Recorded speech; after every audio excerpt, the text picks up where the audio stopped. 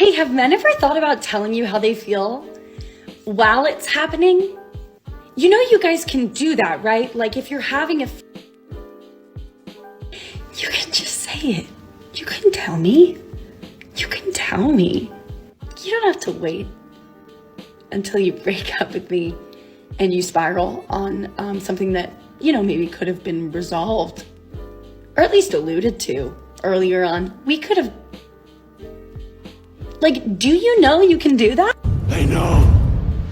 They just don't care. Well, yes, we are totally aware that we can express our emotions to you. We just choose not to. And the reason why is because you can't be trusted with our emotions. And you don't even want to hear it anyway. Sure, you might prattle on and on about how you want us to communicate our feelings and how men need to be more in touch with their emotions and how we can count on you to support us in our time of need. But it's tough to believe you when your ability to count to the number 10 is already being brought into question. And no matter what you think you want, we know the truth. Men who aren't in control of their emotions are seen as weak, and that's why so many men do their damnedest to be stoics. The second a man shows that side of himself to you, you'll want nothing more than to either break up with him or cheat on him because you'll no longer be able to respect him. And we have better things to do than be emasculated by a woman who's a 3.5 on a nice day. Either that, or you'll pretend to support us in our time of need, only to use our own emotions against us during a petty argument. Either way, it doesn't benefit us in the slightest to share our emotions with you, because every single man and woman knows that Real men hide their feelings. Why?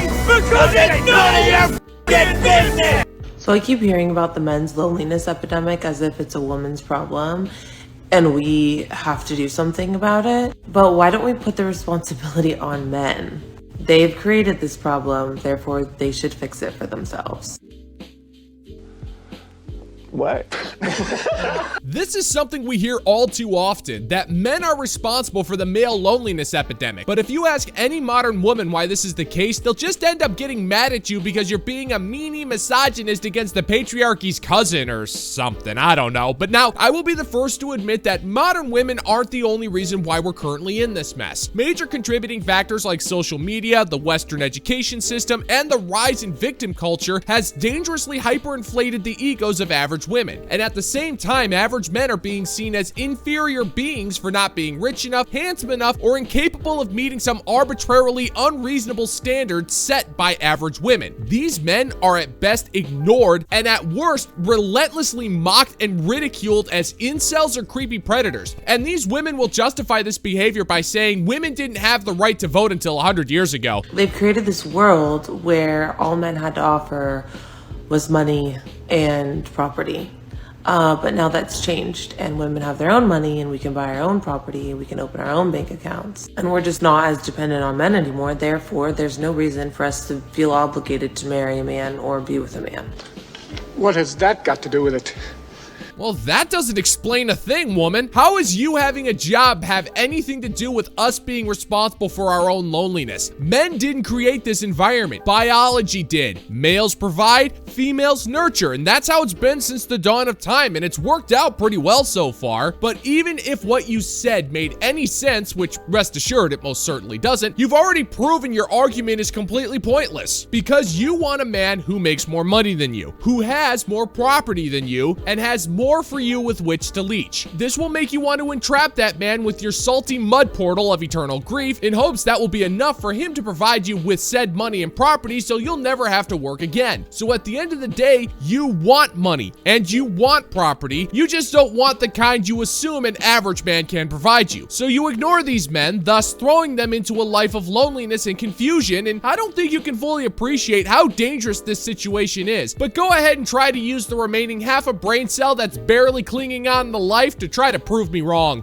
Now we actually want substance, we want sustenance, we want somebody to show up for us emotionally, we want somebody to be intelligent, we want all of these other things, and men are like, whoa, too much to ask, because they've never had to offer that before. Like, I'm sorry, you have to have a personality now, Brad. And these men are complaining our standards are too high as if they didn't force us into marrying them in order to have a life.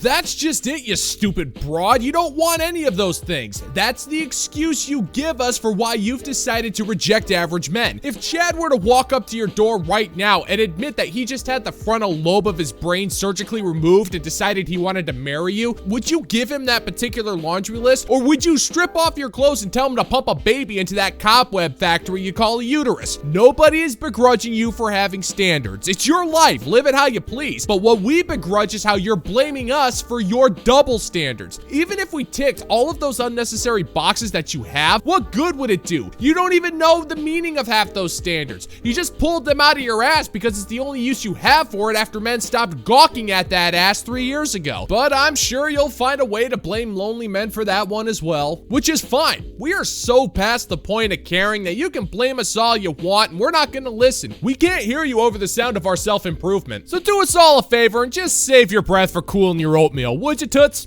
Thank you in advance. This is just so shocking. I mean, I must just be so monumentally naive. You are. Are men actually unaware of how we flirt with you? Because I swear, up until today, I thought this is the most obvious thing that you could do. Like, I wouldn't look back if I didn't want you to come over here. When they didn't, I was like, oh, they're just not interested. But apparently, my TikTok comments think that they just didn't know the whole time. They're lying, right? Ridiculous. Yes, woman, every single one of your TikTok commenters were lying to you. We all know that when you use that incredibly subtle eye movement in our general direction, you're clearly flirting with us. It's just that we're too intimidated with how creepily your eyes moved, and we don't want to walk up to you to engage in a discussion of any topic because we'd be too creeped out by your eyeballs. How are we supposed to know that you looking away is supposed to be your way of flirting? You have a minimum of 3 dozen different reasons for why you'd look at us then look away. The first could be accidental. You didn't mean to, so you reversed course. You could think we're unattractive, creepy, or one of the other 1.5 million reasons why you do something so stupid. Even in the odd event that you were being flirty, do you honestly expect us to take the kind of risk to come talk to you, considering the thermonuclear minefield that is modern human pair bonding? Hell no. So if you think we're attractive, tell us. It'll save us a lot of time, frustration, and radioactive fallout. But we know you never will, because that requires work and you expect us to do that for you. So enjoy your cats. You'll never have to worry about what their eye contact means with you, because every time they stare at you, they're slowly consuming what's left of your soul. Today is my 31st birthday, and I'm just gonna do some reflecting after a year as a woman in my 30s. Maybe this is a little 13 going on 30 propaganda, but I really enjoyed being able to say I'm 30 when someone asked how old I was. Liar, liar, liar. Something they tell you is going to happen in your 30s that I think you just don't really believe until it starts happening. You really do stop caring or start caring less about what other people think. I think you don't really realize like how much space it takes up in your mind and your energy. I genuinely do feel like my brain just has more space to think and care about other things. I like the way that I look more than I ever have. I feel like I'm in my prime. Like I can look back and think I was a little skinnier 10 years ago. I didn't have that wrinkle or whatever, but like genuinely, I just like the way I look now more.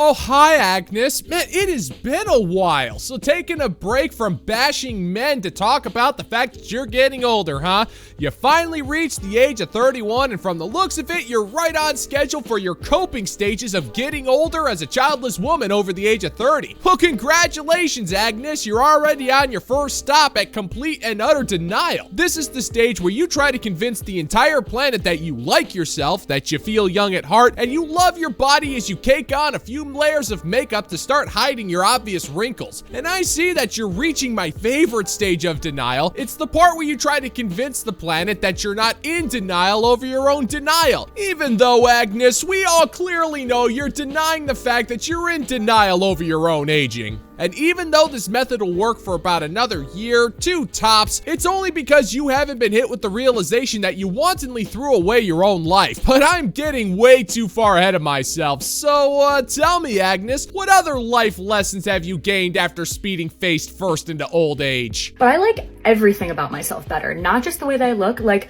I like my personality better. I feel like I'm the coolest, funniest, most interesting version of myself now. That's gotta keep going, right? Like, I think I'm just gonna keep liking who I am more. I feel like when you're in your 20s, you see like that 10-year period of your life as like a clock that's running out. But I just feel like the clock, once I turned 30, the clock like reset. When you're in your early 20s, you're like, oh my God, I have my whole 20s ahead of me. I'm so young. Then I turned 30 and I was like, oh my God, I have my whole 30s ahead of me. I'm so young. Not saying that I'm never like, whoa, 30, old, but I think you turn 30 and you stop like comparing your life to your 20s. I'm not comparing myself to people that are in their 20s anymore.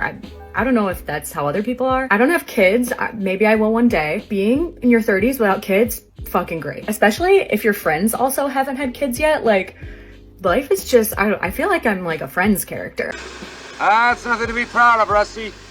Well, no kidding. You feel like a Friends character? Which one? The neurotic control freak, the traumatized former hobo, the idiot, the sarcastic doucher, the malcontent, or the selfish one? I mean, take your pick, Agnes. They all kind of embody you in one way or another, and we all totally believe you when you say you feel great about the way you look and how you feel. I mean, how can we not, Agnes? You've been repeating it over and over and over again to remind us that you think that you're the best version of yourself and that you have no regrets about how you wasted your most valuable years chasing a meaningless career and being indoctrinated into a harmful ideology that's done nothing but stunt your emotional growth and give you the illusion of maturity. Because deep down, you know you done screwed up, Agnes. You denied your basic biological instinct to find a mate and reproduce, but hey, the good news is you're still in the deepest depths of denial. You won't be feeling the crippling regret phase until you're around 36, so you got 5 more years of this. You go, Agnes.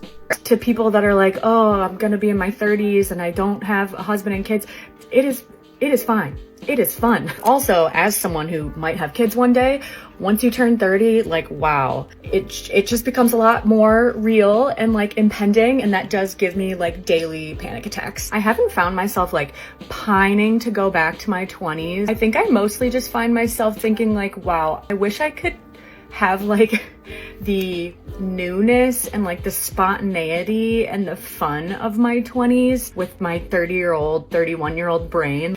Because this is so much better. It gets so much better up here. But also, 12 hours into being 31, what I feel is kind of like, when am I gonna start feeling like when I was a kid, what I assumed it felt like up here to be an adult? Does it never kick in? I don't know. Because are you ever like out running errands? This is when it happens to me, when I'm out like running errands. Sometimes I'll just have a moment of like, wow, I'm like an adult. But then I really think about it and I'm like, but I don't feel like it. I like myself more. I've matured. I know I've grown, but like I thought I would start feeling like an adult. If you're turning 30 soon, do not stress about it too much. Life does not stop when you turn 30.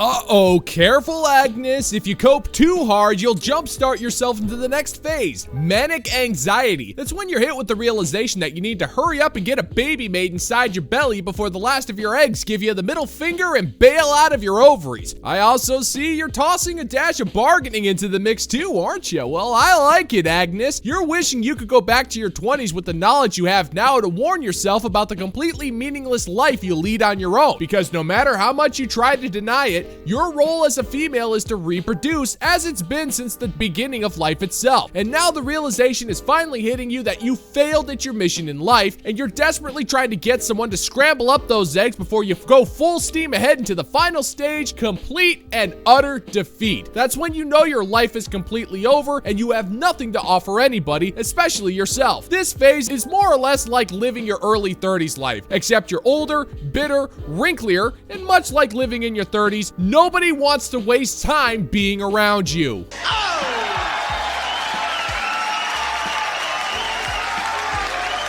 And that is gonna do it for today's video, gentlemen and gents. And as always, if you find that my particular brand of comedy is bringing you to the brink of laughter, then why don't you scroll on down and click that like and subscribe button, ring the notification bell, leave a comment or two. Let's go ahead and give the good old-fashioned middle finger to the YouTube algorithm. Thank you so much for checking out the new video. Be excellent to each other, gentlemen and gents, and until next time, peace out, homies.